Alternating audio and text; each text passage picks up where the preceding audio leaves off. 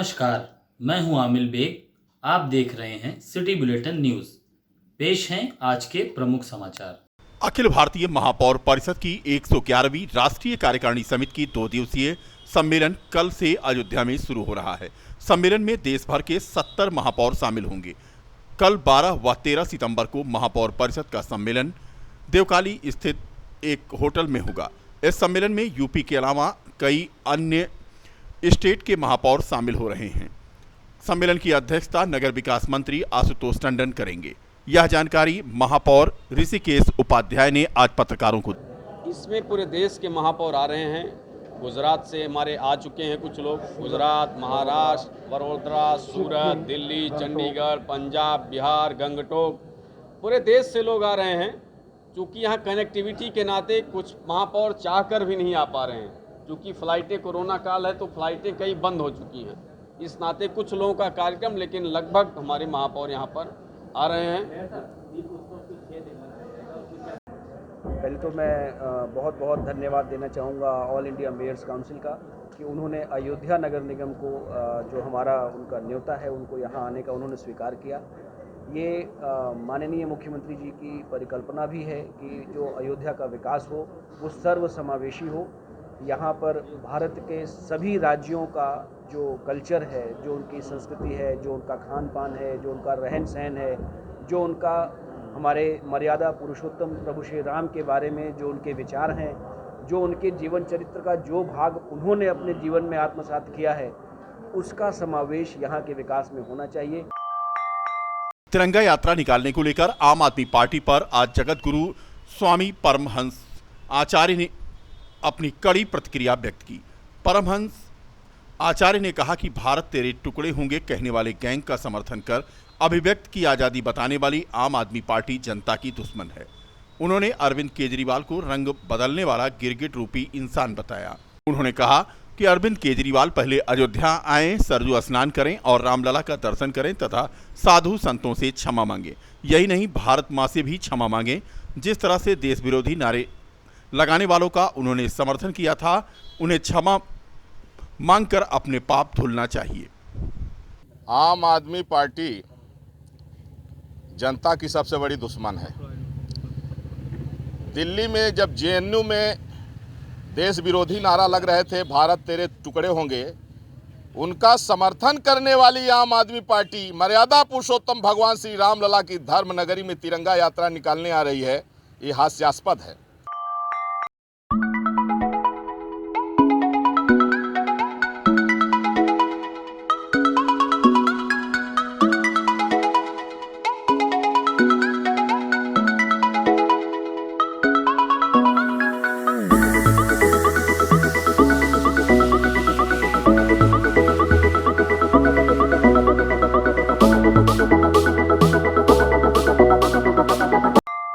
भव्य राम मंदिर निर्माण की उम्मीद लगाए राम भक्तों को अभी थोड़ा और इंतजार करना पड़ सकता है, क्योंकि मंदिर निर्माण के लिए हो रहे नींव भराई के काम को थोड़ा और बढ़ा दिया गया है।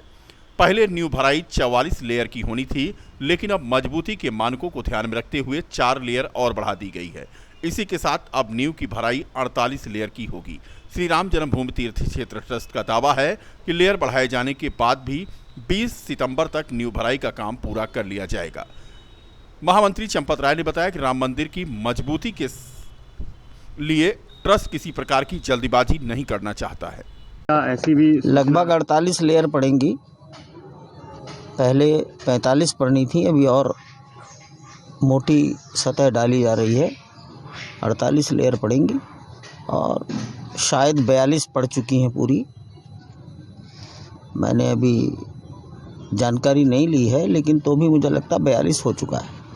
सरकार का आयोजन है, इसलिए वो मेरे से जुड़ा हुआ नहीं। प्लिंथ का काम कब शुरू होगा? प्लिंथ का काम अभी काफ़ी समय लगेगा। अयोध्या की रामलीला के अध्यक्ष सुभाष मलिक बॉबी ने हनुमानगढ़ी मंदिर में मत्था टेकने के बाद बजरंगबली का आशीर्वाद लिया और उन्होंने रामलीला स्थल पहुंच करके यहां का जायजा लिया। उन्होंने कहा कि पिछले वर्ष उत्तर प्रदेश के मुख्यमंत्री आदित्यनाथ और संस्कृत मंत्री के आशीर्वाद व सहयोग से अयोध्या की रामलीला ने सारे रिकॉर्ड तोड़े थे। राम भक्तों ने दुनिया के कोने कोने में बैठकर अयोध्या की रामलीला को देखी थी। इस वर्ष भी उत्तर प्रदेश के मुख्यमंत्री और संस्कृति मंत्री के सहयोग से अयोध्या की रामलीला सारे रिकॉर्ड तोड़ेगी। इस मौके पर सुभाष मलिक पाबी ने साधु संतों का आशीर्वाद लिया और लक्ष्मण किला पहुंचकर भूमि पूजन की तैयारी का जायजा लिया। साधु संतों के आशीर्वाद से और भगवान श्री राम के आशीर्वाद से अयोध्या की रामलीला आपको बहुत भव्य देखने को मिलेगी और भगवान श्री राम के भक्त दुनिया के कोने कोने में अयोध्या की रामलीला को देख पाएँ, उसके लिए हम लोग सारी तैयारियां कर रहे हैं। दिल्ली में अपनी रिहर्सल चल रही है, बॉम्बे में रिहर्सल चल रही है और इस बार माता सीता का रोल निभाने जा रही है भाग्यश्री जी। और कि अयोध्या का जो स्टेज बहुत ही हाईटेक बनाने जा रहे हैं हम लोग और बहुत कुछ सोचा हुआ है, बहुत कुछ अलग सोचा हुआ है इसके बारे में।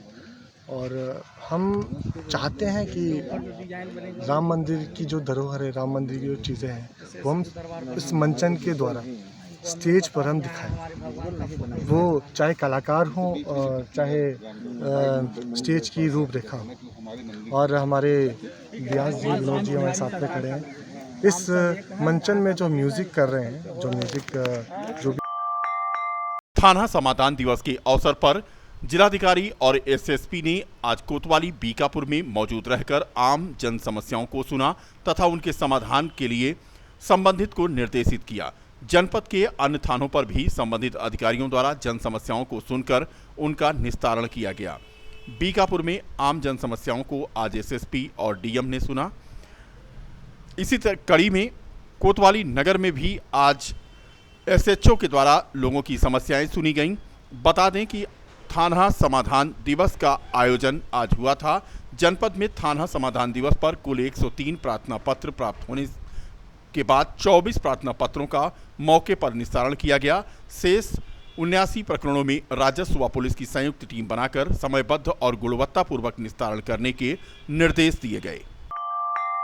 श्री गृहस्थ गणेश पूजा समिति रिकाबगंज के आयोजकों के द्वारा 51 नवजात शिशुओं को महिला चिकित्सालय में जाकर के उन्हें नए वस्त्र वितरित किया गया। श्री गृहस्थ गणेश पूजा समिति के द्वारा प्रत्येक वर्ष यह आयोजन किया जाता है और आज कार्यक्रम के दूसरे दिन जिला महिला चिकित्सालय में समिति के आयोजक रामगोपाल जायसवाल के साथ मिलकर कमेटी के सदस्यों के द्वारा 51 नवजात शिशुओं को नए वस्त्र वितरित किए गए। इस मौके पर कमेटी के महासचिव अमन जायसवाल, उपाध्यक्ष पंकज अरोड़ा, उपाध्यक्ष कीर्ति जायसवाल, जिला महिला चिकित्सालय के सीएमएस व केंद्रीय दुर्गा पूजा की समिति के अध्यक्ष के अलावा सुप्रीत कपूर, बिमला, नीलम श्रीवास्तव आदि मौजूद थे। पूजा समिति के द्वारा जो है हर साल हम लोग 11-12 सालों से नवजात शिशुओं को कपड़ा वितरण करते हैं। पाउडर है, तेल है, जो बच्चों के काम आए, क्योंकि हम अपने गणेश जी को जो है वस्त्र नहीं पहना सकते, तो हमने ये सोचा कि जो उस दिन जन्मे हैं हम उनको वस्त्र पहना सकते हैं। तो इसी को देखते हुए हम लोग 10-12 सालों से हर साल जिला अस्पताल में आते हैं, महिला अस्पतालों में, और यहाँ जितने भी बच्चे जन्म लिए होते हैं उनको सबको वस्त्र पहनाते हैं। इसके अलावा तेल है, पाउडर है, जो उन बच्चे के काम आए। हम लोग सेंट्रल कमेटी, हमारे मनोज भैया जी हैं, सुरभीत कपूर जी हैं, बिमला दीदी हैं, नीलम श्रीवास्तव जी हैं, अर्पित जी हैं, अवधेश साई जी हैं, ये सभी लोग हम लोग ग्रुप के हैं और सभी लोग मिल के हम लोग आगे यहाँ कपड़ा बांटते हैं। हमें इससे सुकून मिलता है कि कितने बच्चों को बांटा जाता है? आज हम लोग 51 बच्चों को कपड़ा बांटा। अपने माध्यम से संदेश क्या देना चाहिए? हम लोग ये संदेश देना चाहते हैं कि 2 गज की दूरी, मास्क ही जरूरी। अगर हम लोग सुरक्षा रखेंगे तो खुशहाली भी मनाएंगे और खुशियाँ भी बांटेंगे, खुशियों के साथ में हम लोग शरीक भी होंगे। क्या नाम है? रामगोपाल जायसवाल। थाना कैंट की पुलिस ने बेवजह परिवार वालों से विवाद कर रहे एक व्यक्ति को पकड़कर उसका चालान कर दिया। बता दें कि औद्योगिक चौकी क्षेत्र मुमताज नगर में घर वालों से बात कर रहे व्यक्ति को आज पुलिस ने उस समय पकड़ा जब वह विवाद कर रहा था और पुलिस को सूचना मिली। थाना इनायत नगर के बारून बाजार के रहने वाले सूर्या भारती अपने घर से अपनी बेटी को साइकिल लेकर किसी कार्य से जा रहे थे कि बारून बाजार में एक बाइक सवार ने उनकी साइकिल में टक्कर मार दी, जिससे 3 वर्षीय बच्ची गंभीर रूप से घायल हो गई, जिसे आनंद फानन में जिला चिकित्सालय में भर्ती कराया गया। उसके दाहिने हाथ में फ्रैक्चर हो गया है। साइकिल को टक्कर मारने के बाद बाइक सवार फरार हो गया। पुलिस उसे नहीं पकड़ पाई। खंडासा थाना क्षेत्र के देवरा कोट के रहने वाले स्वर्गीय झब्बर के 32 वर्षीय पुत्र सालिग्राम अपने पड़ोसी के साथ बाइक से अपनी रिश्तेदारी में जा रहे थे कि अतरौली के पास बाइक को टेम्पो ने टक्कर मार दी। बाइक सवार दोनों युवक गंभीर रूप से घायल हो गए। घायल अवस्था में परिजन उसे सीएचसी मिल्कीपुर ले गए, जहां हालत गंभीर होने पर डॉक्टरों ने जिला चिकित्सालय रेफर किया। फिलहाल दोनों का इलाज जिला चिकित्सालय में चल रहा है। घटना करने वाला टेम्पो चालक टेम्पो लेकर फरार हो गया। फिलहाल जिले में सांडों का आतंक जारी है। एक महिला को आज सांड ने घायल कर दिया और उसे जिला चिकित्सालय में भर्ती कराया गया है। घटना है कोतवाली नगर के अलीगढ़ चौकी अंतर्गत नोखड़ा रावली की रहने वाली स्वर्गीय मोहम्मद अली की 60 वर्षीय पत्नी गाय को रोटी देने गई थी कि अचानक सांड ने उस पर हमला बोला और वह गंभीर रूप से घायल हो गई। शबनम बानो को प्राइवेट वाहन से जिला चिकित्सालय लाया गया, जहां पर डॉक्टर उसका इलाज कर रहे हैं। बता दें कि छोटा जानवर आए दिन किसी न किसी पर हमला बोलकर उन्हें घायल भी कर रहे हैं। छोटा जानवरों की तादाद जिले में दिन प्रतिदिन बढ़ती जा रही है। बरसात के इस मौसम में सर्पदंश की घटनाएं लगातार बढ़ रही हैं। शौच को जा रहे एक व्यक्ति को सांप ने डस लिया। घटना है थाना इनायत नगर के पूरे उदयराज का पूर्वा की। यहाँ के रहने वाले बाबूराम अपने घर से कुछ ही दूर पर शौच के लिए जा रहे थे कि सांप ने उन्हें डस लिया। परिवार वाले उन्हें जिला चिकित्सालय लाए, जहां पर उनका इलाज चल रहा है। भगवान सूर्यदेव के जन्मोत्सव पर पौराणिक सूर्यकुंड परिसर में नई सीख संस्था के तत्वावधान में विराट कुश्ती दंगल का आयोजन कल होना है। कल यानी रविवार को 11 बजे सूर्यकुंड मंदिर परिसर के रामलीला मैदान दर्शन नगर में विराट कुश्ती दंगल का आयोजन होगा। दंगल में नामी गिरामी पहलवान हिस्सा लेंगे। प्रतियोगिता में लगभग 30 से 40 जोड़ी कुश्तियां होंगी। मेरठ, गाजियाबाद, बनारस, जौनपुर, गोरखपुर, गोंडा, अंबेडकर नगर, अयोध्या, नंदिनी नगर सहित कई स्थानों के महिला और पुरुष पहलवान इस कुश्ती में हिस्सा लेंगे। सबसे बड़ी कुश्ती की इनामी धनराशि 21,000 रुपये है। नई सीख संस्था के अध्यक्ष अविनाश तिवारी और संयोजक सत्यदेव मिश्रा और संस्था के लोगों के द्वारा यह आयोजन किया जा रहा है। ये विराट दंगल है, ये एक दिन का ही कार्यक्रम है, क्योंकि ये प्रत्येक वर्षों से सूरज षष्ठी मतलब जिस दिन सूर्य भगवान का जन्मोत्सव होता है उसी दिन आयोजन किया जाता है। और अगर कभी कभी ऐसा भी होता है कि जिस दिन सूर्य षष्ठी होती है उसी के अगले ही दिन मेला भी हो जाता है, इसलिए इसको एक दिवसीय ही रखा गया है।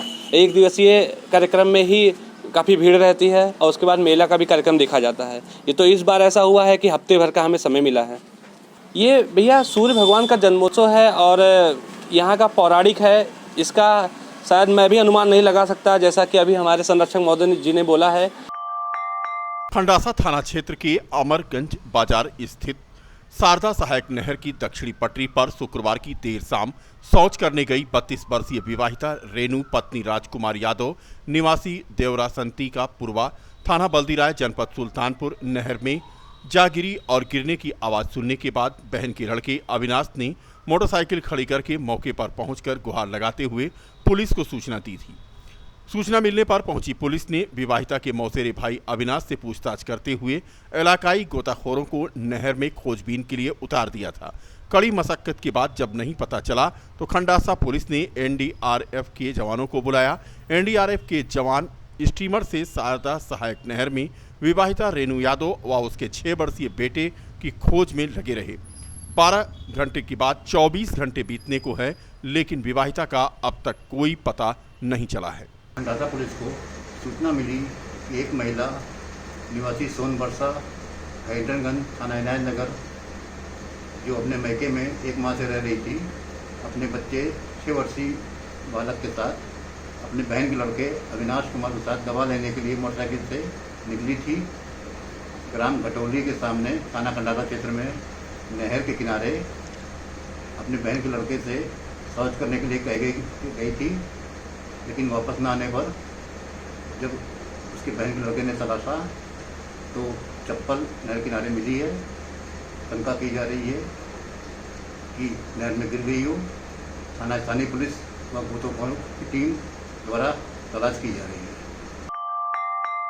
जिले में आज राष्ट्रीय लोक अदालत का आयोजन हुआ, जिसमें 14,486 वादों का निस्तारण किया गया। भूदेव गौतम न्यायाधीश मोटर दुर्घटना दावा न्यायाधिकरण द्वारा एमबी एक्ट में कुल 85 केस निस्तारित हेतु नियत थे, जिनमें से 83 वाद निस्तारित किए गए। बैंक रिकवरी से संबंधित 862 प्री डेलीगेशन वाद भी निस्तारित किए गए।